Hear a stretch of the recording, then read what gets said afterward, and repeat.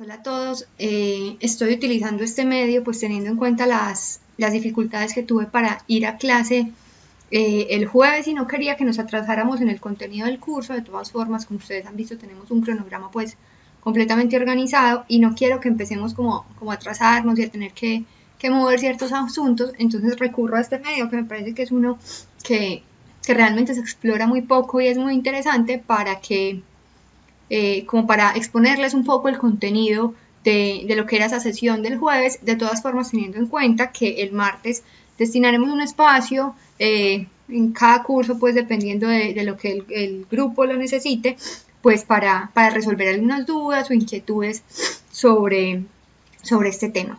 Nos habíamos quedado la clase pasada, la clase del martes, hablando un poco de esos diferentes elementos. Acuérdense que habíamos visto ese periodo Austria y después habíamos hablado del periodo Borbón, sobre todo mirando cómo ciertas decisiones que habían tenido la corte borbónica, una corte muy ilustrada, habían un poco influenciado lo que más adelante o lo que vamos a hablar precisamente hoy como esa crisis de autoridad española. Lo que a mí me parece importante que tengamos en cuenta es que el asunto de las independencias no es que de un día para otro las colonias americanas se despertaron queriendo ser independientes, sino que por el contrario eso es un proceso que se vino gestando a lo largo de casi todo el siglo XVIII y que encuentra con esa invasión napoleónica de la cual vamos a hablar ahorita como un estallido, como un chivo expiatorio para decir ahora sí podemos hacer como un pedido de independencia. Entonces lo que me parece importante es empezar a hablar como de esa crisis de autoridad, es decir, cómo esa autoridad de los reyes españoles empieza como a fragmentarse y eso es una cosa, como les decía, que se va dando como de manera paulatina, es un proceso gestado a lo largo de todo el siglo con asuntos, algunos de los cuales ya hablamos la clase pasada y otros que me parece importante tener en cuenta hoy. Entonces ya lo habíamos mencionado, las reformas borbónicas, sobre todo aquellas que buscaban promover la educación, sobre todo porque es que acuérdense que en el periodo Austria, ya eso lo habíamos mencionado, tenemos sobre todo como 200 años sin una actividad educativa muy fuerte, tenemos una élite iletrada que es la que se encarga del ejercicio del poder. En cambio, este tipo de reformas, por el contrario, en estas reformas borbónicas, que buscaban era, bueno, que hubiera unos gobernantes que estuvieran capacitados para ello, pues necesariamente esos gobernantes no son solo españoles, sino que paulatinamente empiezan también a ser criollos y demás, y es importante esa figura, esa clase, digamos, de los criollos va a ser fundamental en lo que va a pasar en ese periodo de la independencia de la Nueva Granada entre 1810 y 1819. Bueno, hay una cosa que es importante tener en cuenta y es que desde el siglo XVI hay una disputa constante entre una tensión entre Inglaterra y España. Es una cosa que va a estar latente, hay un enfrentamiento importante en el siglo XVI y hay otro también muy importante a lo largo del siglo XVIII. Eso empieza, ahorita más adelante hay un mapa como para que lo vean. Eso empieza con la invasión inglesa a La Habana en 1762, que de una forma u otra empieza a mostrarles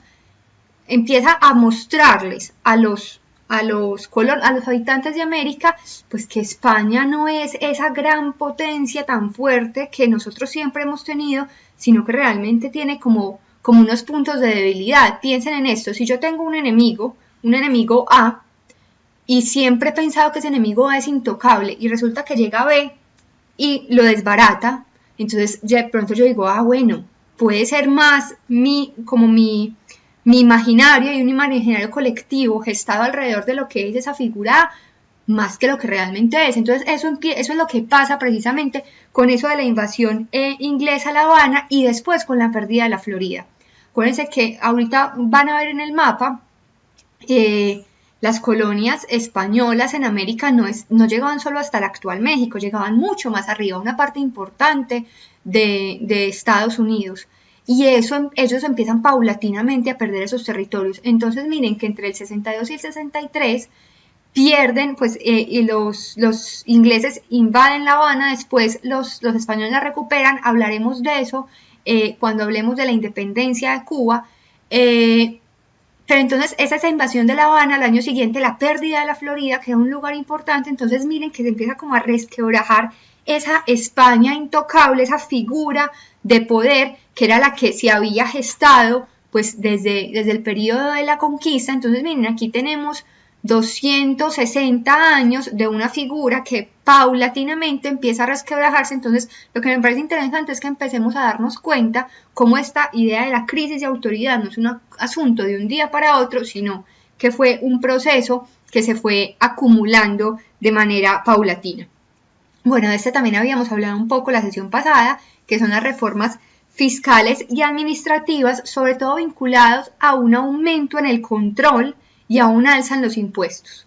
Entonces, obviamente, eso a los americanos de toda índole, a los criollos, a los mestizos, a los indígenas, a los comuneros, recuerden que la idea de los comuneros es la gente del común, pues obviamente no le cayó muy bien, y eso termina desencadenando situaciones como la que veremos más adelante, que es la revolución comunera. Entonces, acuérdense, esas reformas fiscales y administrativas estaban vinculadas a esas reformas borbónicas de un mejor control del territorio, en todos los sentidos, pero que en este sentido, pues, o en este punto en concreto, pues, la idea de la autoridad española de ejercer un mejor control terminó deviniendo en un rechazo de las colonias, porque empezaron a imponernos unas cosas a las cuales digamos que no estábamos acostumbrados.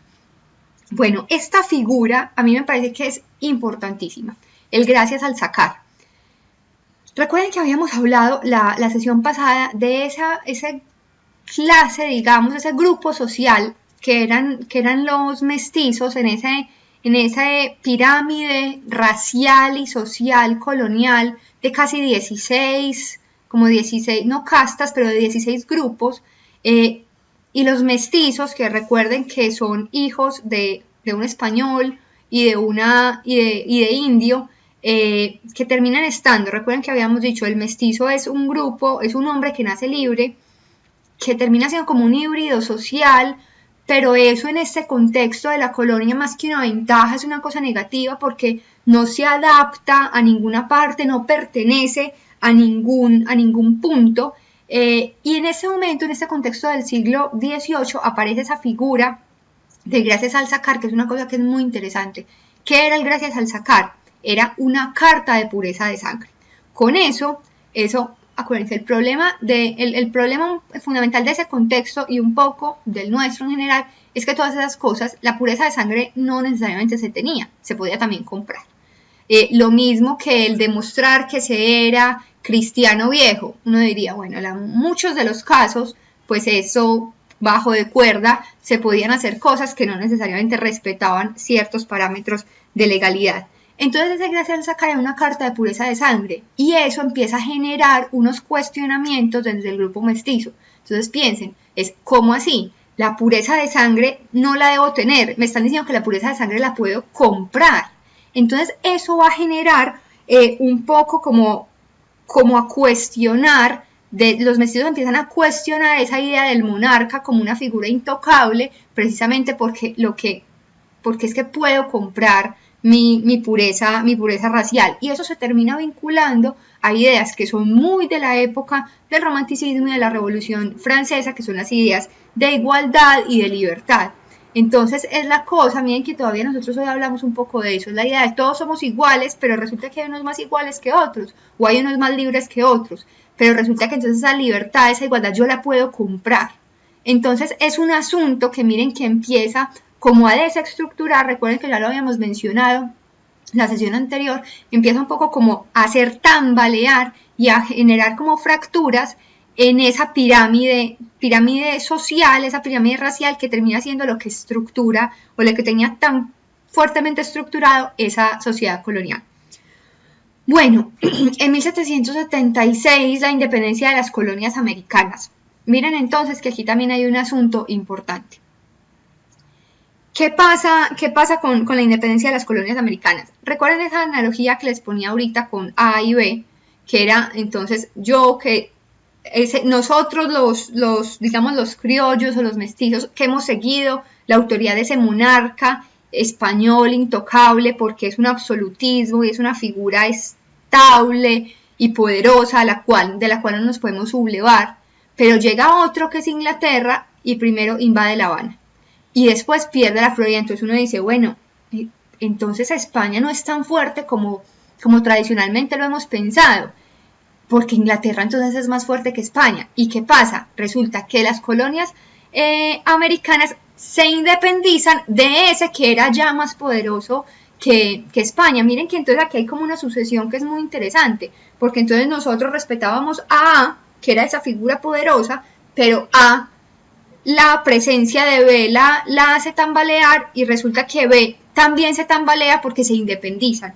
Entonces, miren, hay una cosa que es muy interesante con esa independencia de las colonias americanas y es que planta como el bichito de la independencia, es pues, ¿cómo así que nosotros podemos ser libres y podemos ser independientes frente a esos poderes tan amplios que tienen estas potencias europeas? Entonces es un asunto que no impacta de manera directa, digamos que es la independencia de las colonias americanas y al otro día pues ya hay pedidos de independencia en el contexto, digamos, latinoamericano, pero miren que es un asunto, a mí lo que me interesa es que veamos esto como en una clave de proceso. Bueno, junto a eso se da también la presencia de la ilustración. Con la ilustración tenemos una cosa que es clave, que es los derechos del hombre y del ciudadano, que plantea, digamos más bien, nuevamente las ideas de igualdad, de libertad, de justicia, que son las que van a ser como el caballito de batalla de la Revolución Francesa. Pero en este contexto de la Ilustración hay un asunto que es fundamental. La Ilustración es una gran revolución mental, social, cultural. ¿Por qué en este contexto es importante? Porque de un momento a otro, por decirlo así, la justicia ya no emana del rey, sino de la razón. Es la razón la que debe guiar los designios de la sociedad. Lo que pasa es un poco ese asunto que ya hemos mencionado algunas veces de la mayoría de edad en clave kantiana, y la idea de eso de la mayoría de edad es que la mayoría de edad es atreverse a pensar por sí mismo. Entonces miren que es ya no yo estar simplemente pensando en lo que me dice, Kant habla del maestro, habla del sacerdote, entonces aquí no es lo que me ha dicho el alcalde, que es un español muy respetable, al que debo obedecer, o el sacerdote y demás, sino que miren que estas ideas no llegan acá de un momento a otro, pero paulatinamente empiezan a llegar sobre todo a unas capas sociales generalmente altas, y esas son las que empiezan un poco a cuestionar, como les decía ahorita, esa figura intocable del monarca, porque es eso, la figura ya no emana del rey, que era una figura de autoridad vinculada, en el caso nuestro, al poder, digamos, del papado, aunque recuerden que con los Borbón tenemos la idea del césaropapismo, sino que acá es la razón, es la que debe guiar, digamos, el devenir de las acciones como humanas. Bueno, otro de los asuntos que es fundamentales es que empezamos a encontrar en todo este contexto del siglo XVIII ideas de propiedad privada. Recuerden que habíamos hablado, en ese breve panorama de la colonia, habíamos hablado de las tierras realengas, que la propiedad era sobre todo vinculada a esa figura de las tierras realengas. Acá empezamos a tener una idea de propiedad privada que nuevamente, miren que lo que a mí me interesa es ver cómo eso van siendo como goticas y goticas y goticas que van llenando ese vaso de esa crisis de autoridad española o de autoridad real, y entonces en este asunto pues ya no es simplemente que yo tengo como un título que no termina siendo de una propiedad absoluta. Entonces estas ideas de yo puedo ser propietario de un territorio, miren que también empieza como a fragmentar un poco ese asunto. Bueno, en 1781, ya lo había mencionado ahorita, tenemos la Revolución Comunera del Socorro. Pongo esa en concreto porque es esa revolución comunera famosa de la que ustedes han oído hablar mucho tiempo, es precisamente esta.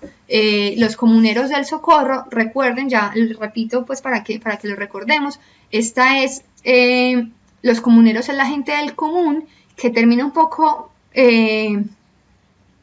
digamos de manera coloquial, como alborotándose por una subida, por un alza en los impuestos generalmente vinculados al tabaco y al aguardiente. Entonces es importante tener en cuenta, hay casos, sobre todo en esa historia mucho más decimonónica, en que se pone o la Revolución Comunera o la Revolución Francesa como causas, digamos, únicas de la independencia de las colonias españolas en América. Y miren que a mí lo que me interesa es que veamos hoy que son causas, que son elementos que se suman a un proceso bastante amplio. Bueno, las ideas del romanticismo, sobre todo porque las ideas del romanticismo son sobre todo la libertad, la igualdad, la fraternidad, que miren que son claves de lo que sigue en 1789, que es la Revolución Francesa, que se basa precisamente en eso, las ideas, como acabo de decir, libertad, igualdad y fraternidad, la idea de justicia. ¿Y qué pasa con la Revolución Francesa? La Revolución Francesa es muy importante, sobre todo por esa imagen que es muy cinematográfica, que es pues la revolución cortándole la cabeza a los reyes, y eso es importante sobre todo por un asunto en particular, porque es que es el derrocamiento del antiguo régimen, es el derrocamiento de un régimen, del régimen monárquico, y se impone, y es la idea de un nuevo régimen que se base en esas ideas del romanticismo. Que eso no haya funcionado es, digamos, tema de otro, pues como arena de otro costal, en los problemas de la Revolución Francesa posteriores, con la figura de Napoleón, declarado emperador y demás. Lo importante es eso en este caso, y es que la Revolución Francesa lo que plantea es derrocar ese antiguo régimen e imponer un nuevo régimen que sea un poco más justo, vinculado a ideas de igualdad y de libertad, de justicia. Entonces miren que eso necesariamente no es esa causa única como muchas veces lo han planteado, pero miren que sí, necesariamente pues empieza a agregarle, es otra cosa que se le agrega como a esos elementos que empiezan a desestabilizar el poder de los reyes en América. Bueno, este otro caso, la imprenta en la Nueva Granada, sobre todo con la figura de Manuel del Socorro Rodríguez y el papel periódico de Santa Fe, es muy importante porque es la difusión de ideas revolucionarias. Recuerden, ustedes deben recordar sobre todo por lo menos el nombre de La Bagatela. Recuerden que era un periódico un tanto ilegal, que empieza sobre todo, que son precisamente estos primeros medios como de comunicación que tenemos, entre comillas, que empiezan precisamente a poner a circular esas ideas del romanticismo, esas ideas de la Revolución Francesa. Entonces la imprenta es una cosa muy importante.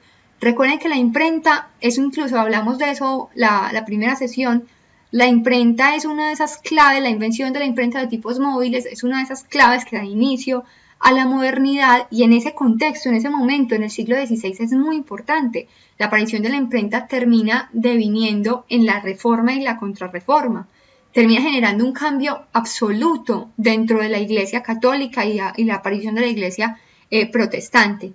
Entonces en este contexto termina pasando una cosa muy similar. Miren, hablábamos ahorita de la Ilustración y de esa idea de atreverse a pensar por sí mismo. Miren que esas cosas están muy vinculadas, porque es que ya no soy yo, o no estamos en un contexto en el que hay un solo libro, yo no sé leer ni sé escribir, sino que hay una persona que me lee y hay una persona que interpreta lo que dice ese texto.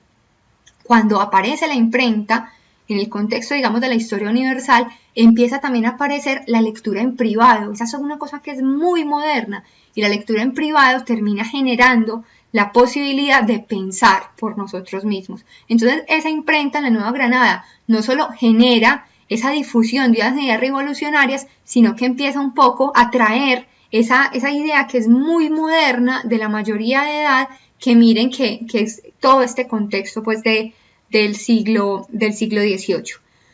Bueno, la expedición botánica ya la habíamos mencionado la sesión pasada, sobre todo pues ese conocimiento de las riquezas que hay en el territorio, que para los Borbón era conozcamos para poder explotar otras cosas, pero que necesariamente pues en esa expedición botánica iban también criollos, iban mestizos, iban indígenas acompañando la expedición, que también terminan enterándose de esas cosas.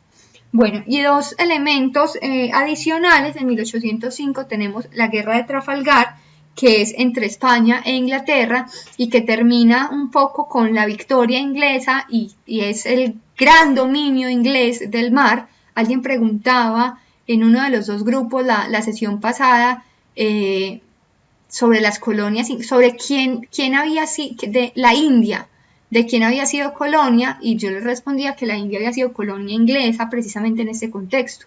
Hacia principios del siglo XIX y durante el siglo XIX, Inglaterra, la colonización inglesa del mundo es una cosa impresionante. Y es precisamente porque, miren, aquí entonces pierde el poder, digamos, que tenía España, que había logrado como mantener durante un tiempo importante, pero ya se potencia, digamos, Inglaterra, como les decía, con el gran dominio del mar. Y finalmente, en 1808, la invasión napoleónica, y es la invasión napoleónica a la península ibérica. Eso es importante porque ya lo vamos a ver, porque termina, digamos que es la última gota que ya empieza como a generar ya ese derrame de los pedidos más que de independencia, de autonomía, pero entonces termina siendo ese agregado, y ya vamos a ver qué quiere decir eso de la invasión napoleónica. Les ponía este mapa, de pronto ustedes aquí paran el video para poderlo ver más detenidamente, pero lo que me parece interesante es que vieran que normalmente pensamos que España estaba solo de México, del actual México, hacia abajo. Y lo que me parece importante es que veamos los territorios españoles, o la ocupación española en el territorio americano. De todas formas, acá hay cosas que ya, por ejemplo, veo que acá está señalado, en 1794 está señalado como de España la parte de la península de la Florida. Ahí puede haber, digamos, no nos guiemos demasiado por ese 1794, sino que lo que me interesa es que veamos un poco cómo era la ocupación española en ese territorio. Y les ponía también eso, de 16 como clases sociales distintas, para que un poco pues nos guiemos. Hemos hablado varias veces de toda esa pirámide social, entonces un poco acá está ejemplificada. Bueno, pero entonces me interesa ese último punto que habíamos señalado de la invasión napoleónica, entonces que entendamos un poco qué es eso. Miren que precisamente el tema de esta sesión es la crisis de autoridad española y la invasión napoleónica, que son cosas que terminan estando bastante vinculadas. A mí lo que me interesa es que veamos qué estaba pasando en esa primera parte del siglo XIX, qué pasó en España, qué fue lo que desencadenó que, por ejemplo, el 20 de julio de 1810, pues hubiera ese pedido, ya vamos a ver si de independencia o de qué, en Santa Fe de Bogotá, porque no, era una cosa que no podía pasar simplemente de la nada. Entonces es importante tener en cuenta, a principios del siglo XIX estamos en un fuerte periodo de inestabilidad española vinculado a una cosa en particular. El gobernante era Carlos IV, y Carlos IV era muy mal gobernante. Y era muy mal gobernante no porque estuviera en un ejercicio del poder y lo hiciera mal, sino por una cosa muy simple, es que no le interesaba gobernar. Era un gobernante que era fascinado por los descubrimientos científicos, por los descubrimientos botánicos, entonces él estaba mucho más enfocado en ese tipo de cosas y termina delegando el ejercicio del poder al ministro Manuel Godoy. Manuel Godoy era completamente detestado por todo el pueblo. Acuérdense que lo mencionábamos en la clase pasada, esa frase de viva el rey, muera el mal gobierno, un poco se termina vinculando a este tipo de asuntos o a esta situación en particular. Estudiamos en un contexto, por ejemplo, en el que ya en Europa hay prensa y es de una circulación masiva para la época. Recuerden que eso hay que matizarlo en el contexto.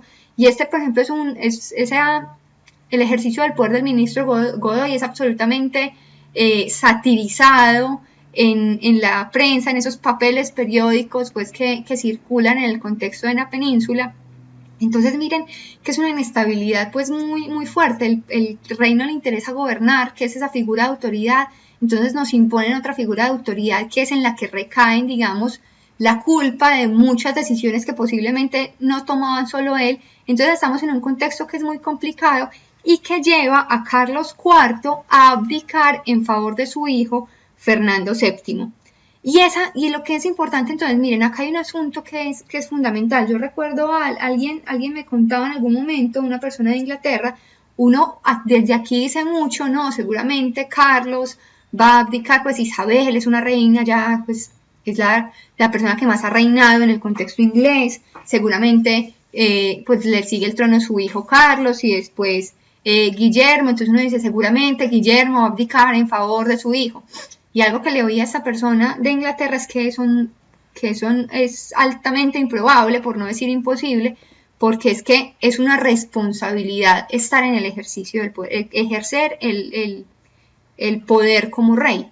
Entonces, miren que acá hay una cosa que es muy complicada y es que el hecho de que Carlos fuera un gobernante que no le interesaba gobernar, que gobernara Godoy, que después abdique en favor de Fernando, eso miren que es una inestabilidad en el poder y sobre todo cuando un rey abdica en favor de otro, queda ahí como bueno, claramente uno es el rey, Fernando VII, pero el otro termina siendo como una figura ahí latente que genera que eso no se logre como cohesionar de manera concreta. Y necesariamente esa inestabilidad repercute en el contexto americano. Bueno, les traigo una serie de imágenes porque uno habla y habla mucho de personajes, entonces bueno, tener claridad pues un poco de quiénes son esos. Esta es la familia de Carlos IV pintada por Goya y aquí pues no vale la pena que yo señale la pantalla porque ustedes no van a ver. El rey es ese personaje que está en el centro vestido como de negro o de café y Fernando VII es la figura que está a la izquierda de su pantalla vestida de azul. Este es Carlos IV, también de Goya, todas estas son pinturas de Goya. Este es el ministro Godoy y este es Fernando VII. Un poco como para ponerles por lo menos cara, así sea en pintura, de esos personajes de los que estábamos hablando. Pero entonces continuando con la invasión napoleónica, entonces miren, estamos en ese contexto de absoluta inestabilidad. El rey ha abdicado en favor de su hijo y el hijo se está un poco como acomodando a ese contexto y entonces hacia 1808 ya ha avanzado el proceso revolucionario en Francia, pero entonces en este contexto, a inicios del siglo XIX, Napoleón empieza una política imperialista con un gran proceso invasivo y expansivo desde Francia, que lo que buscaba era como tomarse Europa para bloquear a Inglaterra. Un poco así, esa tensión de la que ahora hablábamos entre España e Inglaterra también existió durante mucho tiempo entre Inglaterra y Francia. Entonces, un poco lo que quería hacer Napoleón era frenar ese poderío mercantil y ese poderío naval que tenía Inglaterra, a lo que se le terminaba agregando esa gran expansión vinculada a la revolución industrial. Entonces, para poder lograr un poco esto, pues en esa política, digamos, imperialista y expansionista, la idea era extenderse también hacia la península ibérica. Bueno, aquí lo que les había hizo frenar a Inglaterra, hacia la península ibérica. ¿Qué pasa entonces? Se invade la península ibérica, que es una cosa muy interesante. La intención inicial no era tomar, sobre todo España, sino tomar Portugal. En Portugal los reyes portugueses alcanzan a darse cuenta que Napoleón viene y los reyes portugueses se vuelan hacia la colonia, que es Brasil, y entonces digamos que los reyes portugueses pierden esa franja territorial, pero no terminan perdiendo nada de poder, diferente a lo que pasa en el contexto español. Y eso en particular, hago acá un paréntesis, ocasiona una dinámica muy distinta de ese último periodo colonial en el Brasil y de cómo se dio el proceso de la independencia, que ya hablaremos de eso la semana entrante. Pero entonces lo importante es tener en cuenta eso. Los reyes portugueses alcanzan a volarse, pero los reyes españoles o el rey español que es Fernando VII no. Entonces acá España cae en poder napoleónico y Napoleón él tiene que seguir su recorrido y mantener como toda como les decía, esa política expansionista en la que está. Entonces él deja en el poder, en el trono de España, a su hermano, que es José Bonaparte. Las malas lenguas, y cuando me refiero a las malas lenguas es a la prensa de la época, mencionaba a José Bonaparte como un personaje al que le gustaba mucho el licor, y empiezan a ridiculizarlo de manera absoluta. Entonces, hacia José Bonaparte empieza a haber un rechazo, digamos, muy visceral de todo el pueblo. Y ojo, no solo del pueblo en España, sino del pueblo en América. Si bien sabemos que las noticias se demoran bastante en llegar, pues es claro en este contexto que Fernando VII ya no es el rey, que un poco que el rey ha caído, a él no lo matan, es importante tener en cuenta eso, él después regresa, pero entonces que el poder está ahora en manos de los franceses y que es Pepe Botella o José Bonaparte el que está como en ese fungiendo como rey. Entonces acá es importante porque surge un poder alterno al napoleónico, que es lo que va a desencadenar un poco el proceso que continúa. Acá me volví, discúlpenme, les quería mostrar también este par de imágenes. Este es Napoleón Bonaparte y este es José Bonaparte, Pepe Botella. Bueno, entonces, como les decía, surge ese poder alterno, que son el poder alterno que son unas juntas de gobierno. La junta de gobierno más importante es la Junta Suprema de Sevilla, donde alcanzan a exiliarse algunos representantes de la monarquía. Acá hay una cosa muy interesante que ahorita la vamos a mencionar, y es que vinculada a esta Junta Suprema de Sevilla es que se empieza a llamar para la redacción de una constitución que va a ser la Constitución de Cádiz. Este es un poco el caldo de cultivo que genera la aparición del Memorial de Agravios. Acuérdense que el Memorial de Agravios termina siendo ese descontento criollo, porque para esa Junta Suprema de Sevilla llaman a 32 delegados, 2 de cada una de las provincias españolas y solo 2 por toda América. Entonces es importante tener en cuenta ese asunto. Pero entonces, junto a esa Junta Suprema de Sevilla surgen también unas juntas de gobierno locales en el contexto americano. Eso es a lo que llamo eclosión juntera. Cuando hablamos, piensen en una forma así, completamente gráfica, una eclosión. La eclosión es como una explosión. Aparecen juntas de gobierno locales por todo el territorio americano.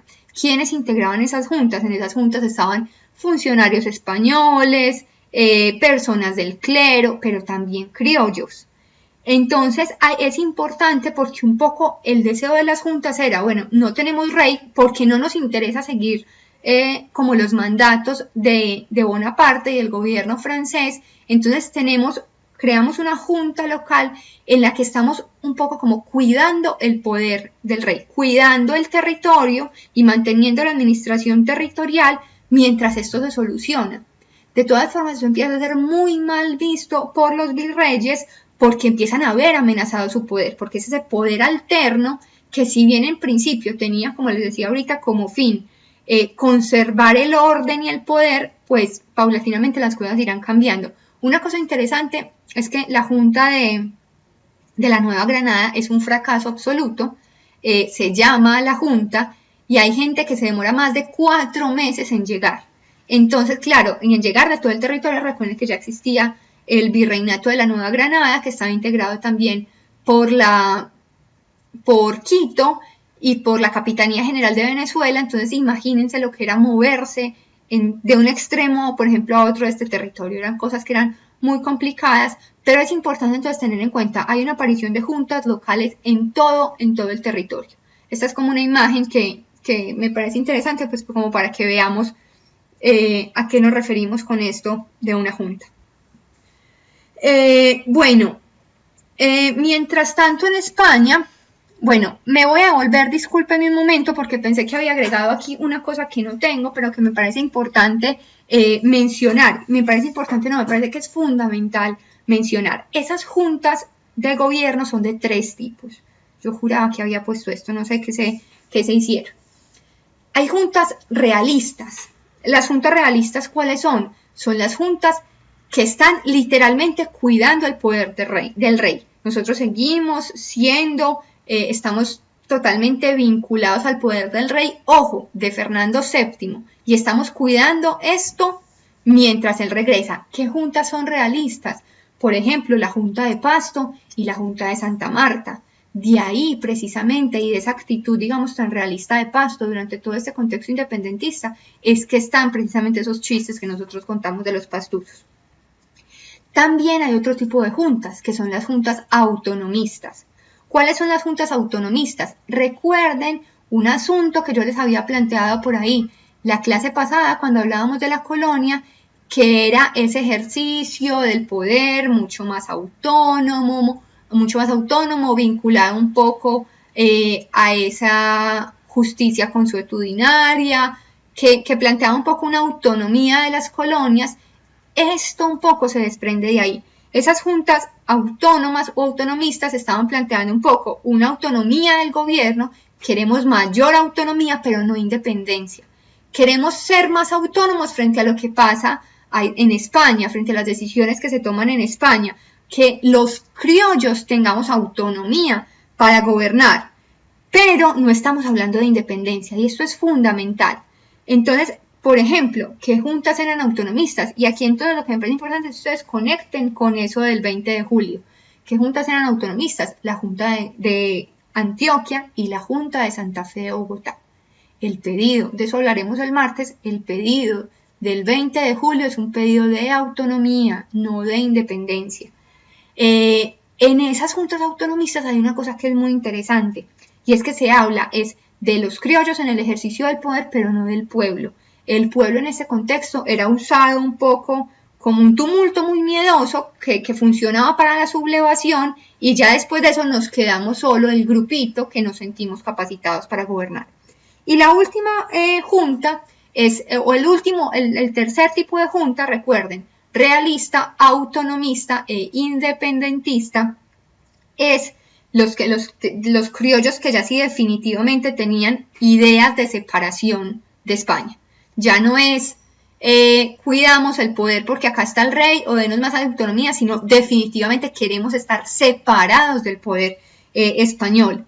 La junta independentista, la primera declaración, digamos, de ese orden que tenemos en nuestro contexto es la de Cartagena. Entonces miren que acá hay un asunto que es muy interesante, que de eso hablaremos el martes. Uno diría, bueno, la independencia la deberíamos celebrar entonces con la pedida de autonomía de Santa Fe de Bogotá o de independencia de Cartagena. Entonces miren que son cosas que es interesante pensar en cómo se ha construido la historia. Entonces recuerden, esas juntas de gobierno y esos tres tipos particulares que terminan deviniendo en tres relaciones distintas frente a lo que pasaba en esa Junta Suprema de Sevilla, y marcan un poco no solo esas relaciones, sino lo que va a seguir hacia adelante. ¿Qué pasaba mientras tanto en España? En 1812 se tiene esa Constitución de Cádiz, se firma esa Constitución de Cádiz que regía, esto es muy interesante, esa es a la que llamaron precisamente, de la cual se habla en el Memorial de Agravios. Esa junta rigió tanto en España como en el territorio, como en las colonias que se mantuvieron leales. Y esa constitución tiene una cosa muy interesante, y es que daba una autonomía muy fuerte, una autonomía local muy fuerte. Con esa, donde se declara la constitución y donde se empieza a seguir la constitución, eso se llama los ayuntamientos constitucionales. Entonces eran lugares que se declaraban fieles no solo a la Constitución, sino al poder de España, porque acá pues ya habían pasado 4 años desde la invasión napoleónica, entonces muchas de las juntas, incluso que en un momento se habían declarado autonomistas, ya en este punto se habían declarado independentistas. Entonces los españoles empiezan paulatinamente a regresar, aparecen esos ayuntamientos constitucionales y se declaran un poco entonces esos lugares fieles a la Constitución, lugares incluso, pueblos incluso de indios que se declaran fieles a esa Constitución. Y aquí hay una cosa que es muy interesante, cosas que contemplaba esa Constitución, y es que los regidores eran elegidos por los habitantes. Entonces miren que esto plantea unas ideas absolutamente novedosas de democracia. Con la Constitución de Cádiz, la monarquía se empieza a presentar como una monarquía mucho más renovada, y empieza la Constitución es como un diálogo con esos grupos revoltosos que se querían independizar, pero hay que pensar también en la otra parte. Miren que también la Constitución lo que termina es convirtiéndose en un elemento que deslegitima los pedidos de la disidencia. Miren, si yo llego a un lugar donde me dicen nosotros somos una junta autonomista y estamos digamos, en disputa con España porque no nos respetan la autonomía, entonces yo llego con la Constitución y digo, pero es que mire, que la Constitución dice que ustedes tienen autonomía. Entonces, ¿cómo así? ¿Qué está pasando? Entonces, miren que es importante, como hemos visto, como vimos, por ejemplo, con el requerimiento y demás, pues mirar un poco las dos caras del asunto. Posteriormente, en 1814, Fernando VII regresa al poder, entonces se da esa restauración del absolutismo monárquico y con una cosa que es muy importante, se da la abolición del régimen de instituciones constitucionales. Eso, por lo menos en España, genera una gran revolución liberal, porque es que estábamos en un contexto en el que teníamos una constitución, que teníamos ciertos derechos, ciertas prebendas, y de un momento a otro el rey vuelve, lo volvemos a coger y nos quitan todo eso. Nos dicen que están desconociendo por completo una constitución promulgada precisamente como para cuidarle el poder, dicho de manera coloquial. Entonces miren que hay un asunto que incluso en España empieza como a generar fracturas también en esa figura tan intocable del monarca. Y vinculada a esa restauración del absolutismo monárquico, entonces tenemos en 1815 la pacificación de la Nueva Granada. Es la consecuencia de la restauración del absolutismo monárquico en América. Yo ahí lo pongo en la Nueva Granada, pero es en América en general, que está vinculada a un personaje muy importante, que es esa imagen que tienen ahí, que es Pablo Morillo. Pablo Morillo era el pacificador. Y esa idea, recuerden que ya la habíamos mencionado hace un par de sesiones, que ¿qué es pacificar? Pacificar es someter a sangre y fuego a aquellas provincias revoltosas y someter a todos los sublevados. Entonces miren que un poco es un movimiento absolutamente retrógrado y absolutamente violento para retomar el poder en las colonias. Eso, en términos de las juntas de gobierno, va a generar unos movimientos muy particulares, porque se va a esconder un poco como todas las evidencias que se tenían de deseos de autonomía o de independencia, y todo el mundo se va a declarar adepto al rey español. Eso, por ejemplo, pasa en Antioquia. Antioquia empezó siendo autonomista, más adelante empiezan a aparecer ideas independentistas, pero cuando cuando llega, digamos acá, la Reconquista, que este periodo se llama la Reconquista a partir de 1815, cuando llega la Reconquista, resulta que Antioquia era la más conservadora y la más realista de todos. Entonces miren que es importante tener en cuenta ese contexto. Y miren, acá hay un asunto, de eso hablaremos la próxima sesión, pero cuando en 1815 llega el pacificador y se da la reconquista de la Nueva Granada, ese es el periodo que llamamos la patria boba. ¿Por qué se habla de la patria boba? Porque es la idea como de unos bobos tan bobos que se independizaron y después se dejaron reconquistar. Pero eso es importante que no caigamos en ese errorcito, porque esto es mucho más complejo que simplemente eso. Entonces lo que me interesaba con esto, sé que esto es una sesión mucho más corta, precisamente porque no tiene las intervenciones de ustedes y demás, pero lo que me interesaba era que no nos atrasáramos en el contenido y que pudiéramos ver un poco, bueno, cuál es el contexto en el que estamos cuando en 1810 empiezan a aparecer pedidos de autonomía y de independencia, que entendamos un poco qué fue lo que pasó en España que permitió un poco esas cosas y qué cosas estaban pasando en el contexto, digamos, de la historia universal, que fueron agregándole paulatinamente como goticas a ese vaso hasta que se derramó esa idea pues ya de la independencia. Entonces, bueno, lo que me interesa, ojalá todos puedan ver este video, y lo que me interesa es que en la clase del martes pues podamos sacar un espacio para discutir un poco el contenido de este. Que estén muy bien.